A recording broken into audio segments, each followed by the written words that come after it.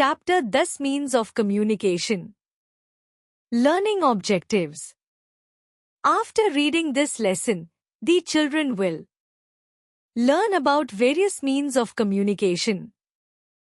Learn how means of communication are useful to us. अधिगम उद्देश्य.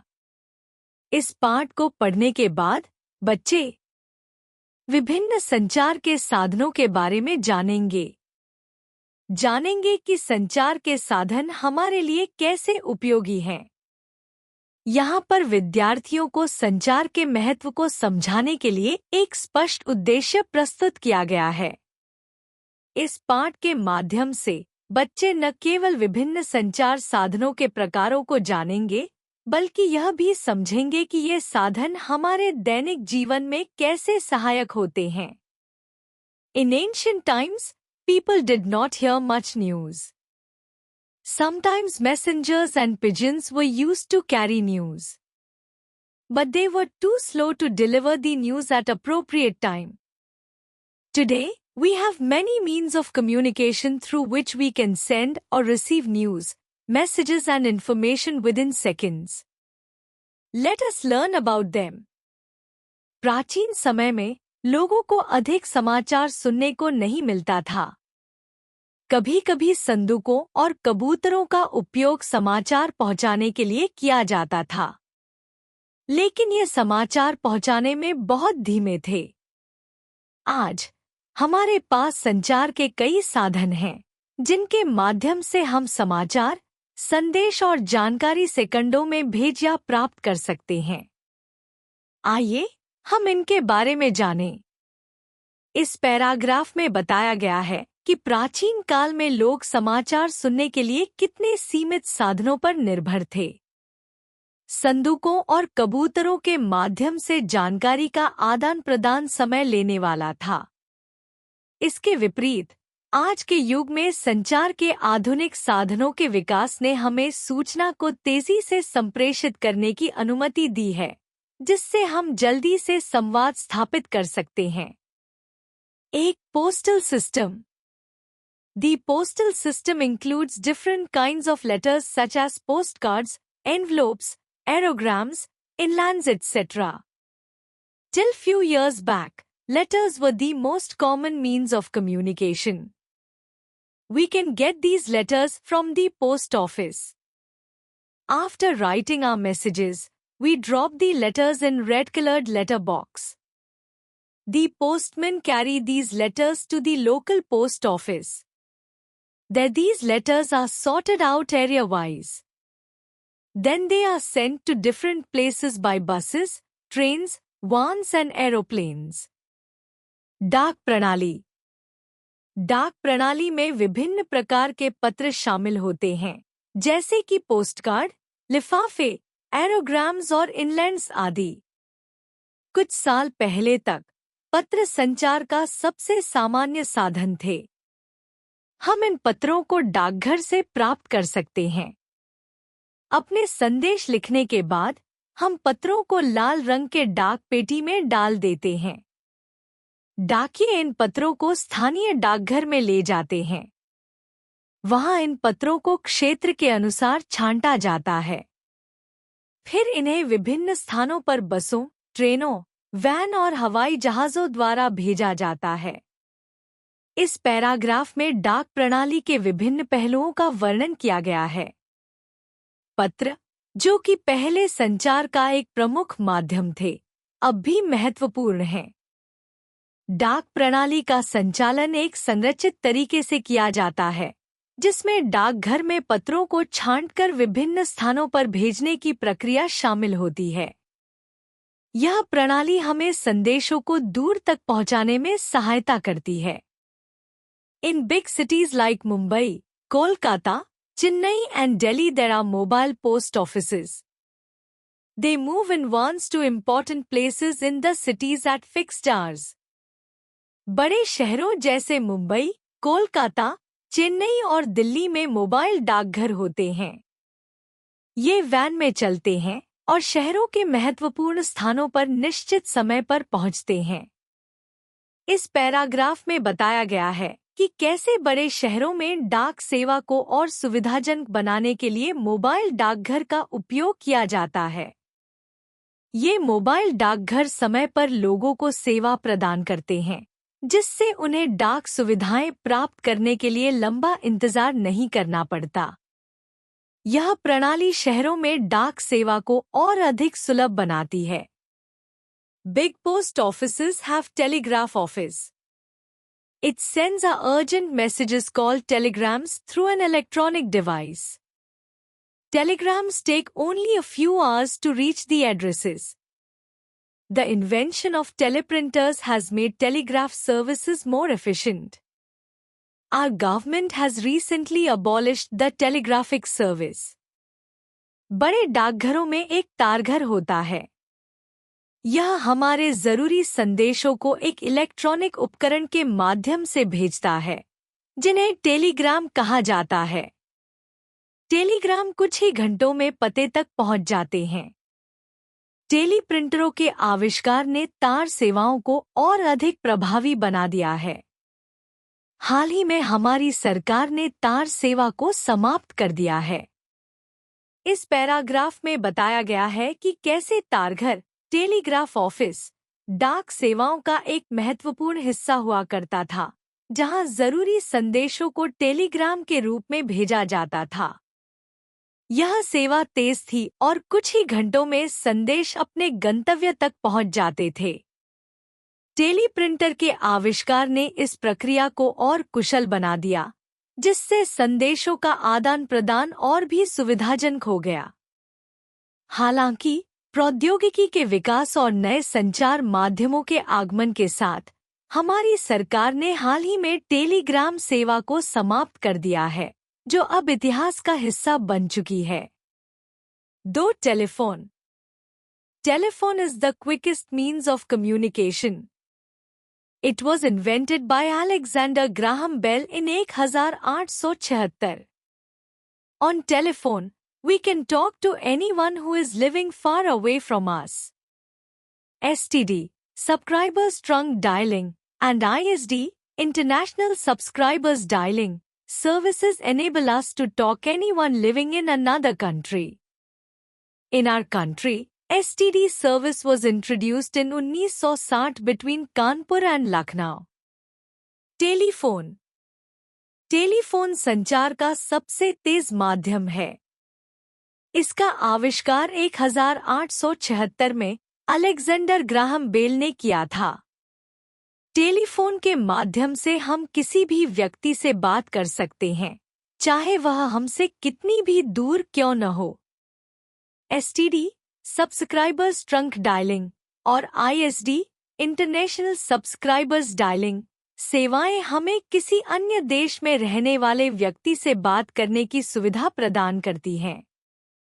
हमारे देश में एसटीडी सेवा 1960 में कानपुर और लखनऊ के बीच शुरू की गई थी।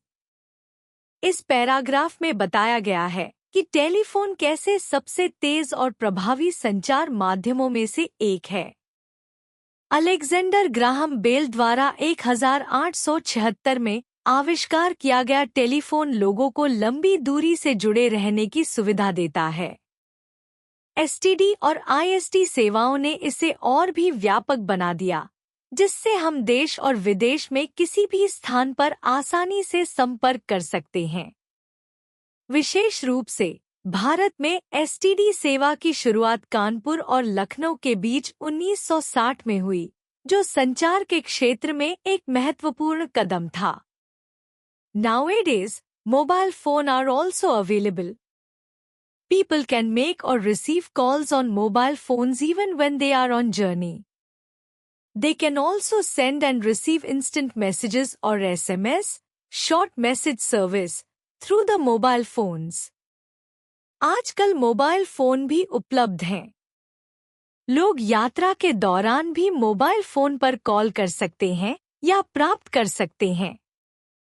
वे मोबाइल फोन के माध्यम से तुरंत संदेश या एसएमएस, शॉर्ट मैसेज सर्विस भी भेज और प्राप्त कर सकते हैं। इस पैराग्राफ में बताया गया है कि मोबाइल फोन ने संचार को और भी आसान और सुविधाजनक बना दिया है। मोबाइल फोन के उपयोग से लोग यात्रा करते समय भी आसानी से संपर्क में रह सकते हैं। इसके अलावा एसएमएस जैसी सेवाएं उन्हें त्वरित संदेश भेजने और प्राप्त करने की सुविधा देती हैं, जिससे संचार की गति और प्रभावशीलता में वृद्धि होती है। इस प्रकार मोबाइल फोन आधुनिक संचार का एक महत्वपूर्ण साधन बन गए हैं। 3. Radio and television.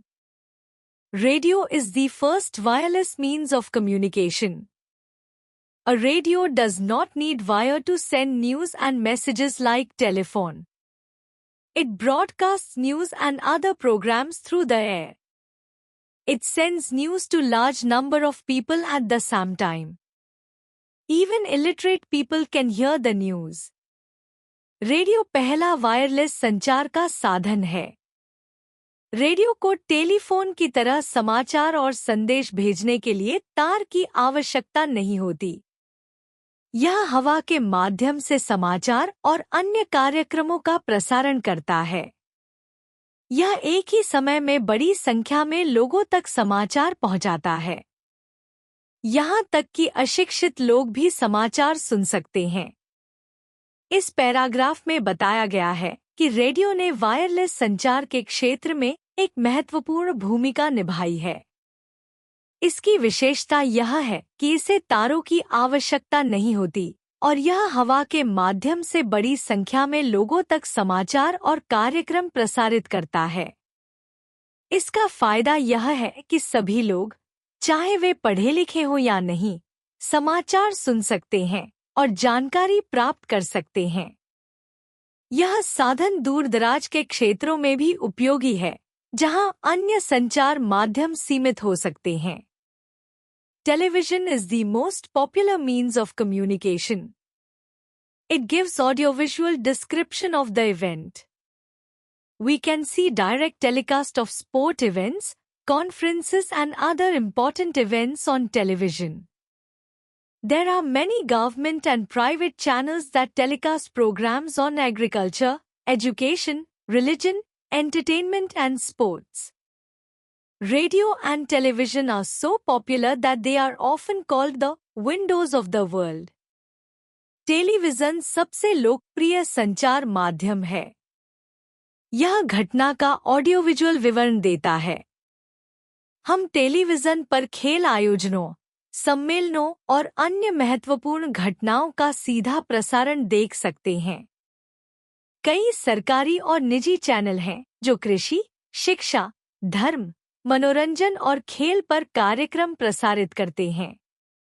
रेडियो और टेलीविजन इतने लोकप्रिय हैं कि इन्हें अक्सर दुनिया की खिड़कियां कहा जाता है। इस पैराग्राफ में बताया गया है कि टेलीविजन आधुनिक युग का सबसे लोकप्रिय संचार साधन है, क्योंकि यह न केवल आवाज बल्कि दृश्य भी प्रदान करता है। यह लोगों को सीधे कार्यक्रमों और महत्वपूर्ण घटनाओं से जोड़ने में मदद करता है, जैसे खेल और सम्मेलन। इसके अलावा टेलीविजन पर विभिन्न विषयों से संबंधित चैनल उपलब्ध हैं, जो लोगों को शिक्षा, मनोरंजन और अन्य जानकारियों से जोड़े रखते हैं। इसी कारण से रेडियो और टेलीविजन को दुनिया की खिड़कियां कहा जाता है, क्योंकि वे लोगों को वैश्विक घटनाओं और सूचनाओं तक पहुंच प्रदान करते हैं। 4. Fax machine. A fax machine is attached to a telephone. With the help of this machine, printed and written messages can be sent to any place of the world. Fax machine. Fax machine एक telephone से जुड़ी होती है। इस machine की मदद से मुद्रित और लिखित संदेश दुनिया के किसी भी कोने में भेजे जा सकते हैं। इस पैराग्राफ में बताया गया है कि फैक्स मशीन एक टेलीफोन से कनेक्ट होती है और इसका उपयोग मुद्रित या लिखित दस्तावेजों को तेजी से भेजने के लिए किया जाता है। यह मशीन टेलीफोन नेटवर्क का उपयोग करके संदेशों को कहीं भी ट्रांसमिट करती है, जिससे दस्तावेजों को तेजी से भेजना और प्राप्त करना आसान हो जाता है।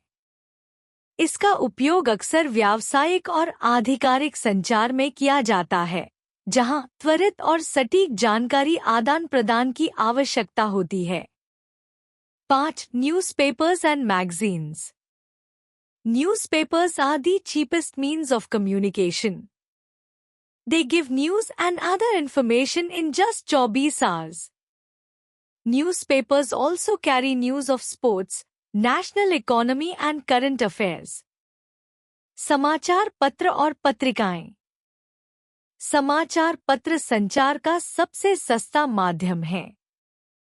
वे केवल 24 घंटों में समाचार और अन्य जानकारी प्रदान करते हैं। समाचार पत्रों में खेल, राष्ट्रीय अर्थव्यवस्था और समसामयिक घटनाओं की भी खबरें होती हैं। इस पैराग्राफ में बताया गया है कि समाचार पत्र हमारे दैनिक जीवन में महत्वपूर्ण भूमिका निभाते हैं, क्योंकि यह संचार का सबसे किफ़ायती साधन है। समाचार पत्र न केवल ताज़ा खबरों को प्रस्तुत करते हैं, बल्कि खेल, राष्ट्रीय अर्थव्यवस्था और मौजूदा घटनाओं की भी जानकारी प्रदान करते हैं। इनका वितरण तेजी से होता है, जिससे लोग 24 घंटे के भीतर दुनिया भर की खबरें पढ़ सकते हैं। The first newspaper of India was Bengal Gazette. It was published by Gangadhar Bhattacharya in 1816. Periodicals, magazines and books are also good means of communication. Bharat का पहला समाचार पत्र बंगाल गज़ेट था। इसे 1816 में गंगाधर भट्टाचार्य द्वारा प्रकाशित किया गया था। पत्रिकाएं, मैगजीन और पुस्तकें भी संचार के अच्छे माध्यम हैं। इस पैराग्राफ में बताया गया है कि भारत के पहले समाचार पत्र का नाम बंगाल गज़ेट था, जो 1816 में गंगाधर भट्टाचार्य द्वारा प्रकाशित किया गया।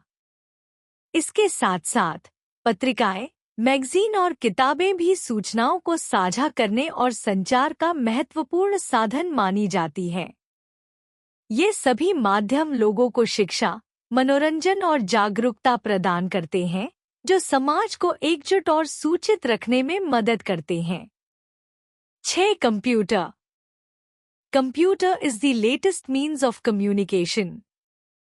A computer sends and receives information through email, electronic mail. The main advantage of sending and receiving information through a computer is that it does not need paper. Computer संचार का नवीनतम साधन है। कंप्यूटर ईमेल, इलेक्ट्रॉनिक मेल के माध्यम से सूचनाएं भेजता और प्राप्त करता है। कंप्यूटर के माध्यम से सूचना भेजने और प्राप्त करने का मुख्य लाभ यह है कि इसमें कागज की आवश्यकता नहीं होती। इस पैराग्राफ में बताया गया है कि कंप्यूटर संचार के क्षेत्र में सबसे आधुनिक तकनीक है, जिसके द्वारा हम ईमेल के माध्यम से तेजी से सूचनाओं का आदान प्रदान कर सकते हैं। इसका प्रमुख फायदा यह है कि इसके लिए कागज की जरूरत नहीं होती, जिससे पर्यावरण की रक्षा भी होती है। यह तकनीक न केवल समय बचाती है, बल्कि सूचनाओं को सुरक्षित और सटीक रूप से संप्रेषित करने का एक सस्ता और प्रभावी तरीका भी है। 7. Communication satellites. Communication satellites into space travel around the Earth and pick up signals from the Earth. Then they send these signals back to the Earth. These signals are received by our radio or television set. Thus, we can see any events in the world live on our TV set. संचार उपग्रह। संचार उपग्रह अंतरिक्ष में पृथ्वी के चारों ओर घूमते हैं और पृथ्वी से भेजे गए संकेतों को पकड़ते हैं। फिर वे इन संकेतों को वापस पृथ्वी पर भेजते हैं। ये संकेत हमारे रेडियो या टेलीविजन सेट द्वारा प्राप्त किए जाते हैं। इस प्रकार हम दुनिया में होने वाली किसी भी घटना को अपने टीवी सेट पर लाइव देख सकते हैं। इस पैराग्राफ में बताया गया है कि संचार उपग्रह कैसे काम करते हैं और उनका हमारे दैनिक जीवन में क्या महत्व है। ये उपग्रह पृथ्वी से भेजे गए रेडियो और टेलीविजन सिग्नल्स को पकड़कर वापस भेजते हैं, जिससे हमें दूरस्थ स्थानों पर हो रही घटनाओं को तुरंत और सजीव रूप में देखने का अवसर मिलता है। यह तकनीक संचार के क्षेत्र में एक बड़ी क्रांति है, जिससे हम वैश्विक घटनाओं से जुड़ सकते हैं और दुनिया के किसी भी कोने में होने वाले महत्वपूर्ण क्षणों को देख सकते हैं। Communication satellites also send pictures of the Earth's atmosphere. These pictures are used to forecast weather. संचार उपग्रह पृथ्वी के वायुमंडल की तस्वीरें भी भेजते हैं। इन तस्वीरों का उपयोग मौसम की भविष्यवाणी करने के लिए किया जाता है। इस पैराग्राफ में बताया गया है कि संचार उपग्रह किस प्रकार मौसम की भविष्यवाणी में सहायता करते हैं। ये उपग्रह पृथ्वी के वायुमंडल की तस्वीरें लेकर आते हैं, जो मौसम के पैटर्न और स्थितियों का विश्लेषण करने में मदद करती हैं। इन तस्वीरों के माध्यम से वैज्ञानिक और मौसम विज्ञानी मौसम में होने वाले बदलावों का पूर्वानुमान लगाने में सक्षम होते हैं। यह तकनीक लोगों को समय पर चेतावनी देने और आपदाओं से बचने में मदद करती है। India has also launched many satellites into space. Aryabhatta, Bhaskar, Rohini, Apple and Insatai are famous Indian satellites. Thus, means of communication have helped man to conquer distance in time and space. They have made our world look smaller. Bharat ने भी कई उपग्रहों को अंतरिक्ष में launch किया है। Aryabhata, Bhaskar, Rohini, Apple और इनसताय प्रसिद्ध भारतीय उपग्रह हैं। इस प्रकार संचार के साधनों ने मनुष्य को समय और स्थान में दूरी को पार करने में मदद की है। इन्होंने हमारी दुनिया को छोटा बना दिया है। इस पैराग्राफ में बताया गया है कि भारत ने विभिन्न महत्वपूर्ण उपग्रहों को अंतरिक्ष में भेजा है और इन उपग्रहों का क्या महत्व है। आर्यभट्ट और भास्कर जैसे उपग्रह न केवल भारतीय विज्ञान और प्रौद्योगिकी की उपलब्धियों का प्रतीक हैं, बल्कि इन्होंने संचार के क्षेत्र में भी महत्वपूर्ण योगदान दिया है। संचार के साधनों की मदद से हम समय और स्थान की सीमाओं को पार कर सकते हैं, जिससे हमारी दुनिया अधिक समेकित और जुड़ी हुई प्रतीत होती है। ये साधन वैश्विक संवाद और जानकारी के आदान प्रदान को सरल बनाते हैं, जिससे हम बेहतर और त्वरित निर्णय ले सकते हैं। To remember, letters were the most common means of communication till few years back. Telephone is the quickest means of communication. Radio is the first wireless means of communication. Television is the most popular means of communication. Newspapers are the cheapest means of communication. Computer is the latest means of communication. याद रखने के लिए, पत्र कुछ साल पहले तक संचार का सबसे सामान्य साधन थे। टेलीफोन संचार का सबसे तेज साधन है। रेडियो संचार का पहला वायरलेस साधन है। टेलीविजन संचार का सबसे लोकप्रिय साधन है। अखबार संचार का सबसे सस्ता साधन है। कंप्यूटर संचार का नवीनतम साधन है। इस पैराग्राफ में बताया गया है कि संचार के विभिन्न साधनों के महत्व और विशेषताओं को संक्षेप में प्रस्तुत किया गया है। पहले पत्रों का उपयोग संचार के लिए प्रमुख साधन था, लेकिन अब टेलीफोन, रेडियो, टेलीविजन और कंप्यूटर जैसे विभिन्न माध्यमों ने इसे बदल दिया है। टेलीफोन तात्कालिकता के लिए जाना जाता है, जबकि रेडियो और टेलीविजन ने बिना तार के संवाद करने की क्षमता को बढ़ाया है। अखबारों का महत्व उनकी सस्ती कीमत में है और कंप्यूटर ने डिजिटल युग में संचार को एक नया आयाम दिया है। ये सभी साधन संचार के क्षेत्र में अलग अलग तरीके से योगदान करते हैं, जिससे हमें सूचना प्राप्त करने और साझा करने में आसानी होती है।